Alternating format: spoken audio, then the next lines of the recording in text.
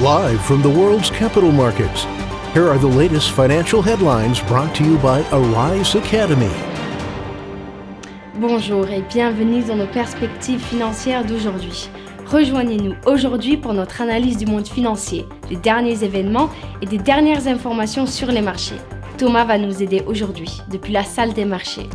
Les mineurs de Bitcoin d'Amérique du Nord pourraient obtenir une plus grande part du gâteau du taux de hachage à mesure que leur concurrence chinoise diminue. Les chefs d'entreprise ont placé de grands espoirs dans la Chine pour qu'elle soit le moteur de la reprise économique mondiale lors du deuxième sommet des multinationales de Qingdao.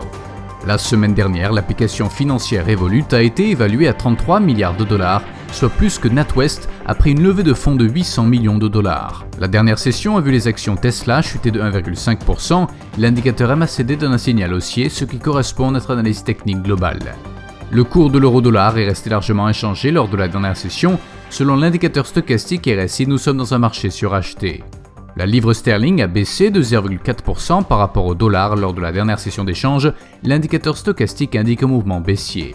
La dernière session a vu le dollar australien baisser de 0,3% par rapport au dollar. Selon l'indicateur CCI, nous sommes dans un marché survendu. L'indice NHB du marché du logement aux États-Unis sera publié à 14h GMT, la vente aux enchères des obligations à 3 mois aux États-Unis à 15h30 GMT, la vente aux enchères des obligations à 6 mois aux États-Unis à 15h30 GMT. La production de la construction dans l'eurozone sera publiée à 9h GMT, le rapport mensuel de la Bouba en Allemagne à 10h GMT, l'indice national des prix à la consommation du Japon à 23h30 GMT.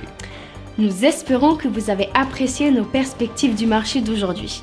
De la part de toute l'équipe, nous vous souhaitons une journée de trading productive.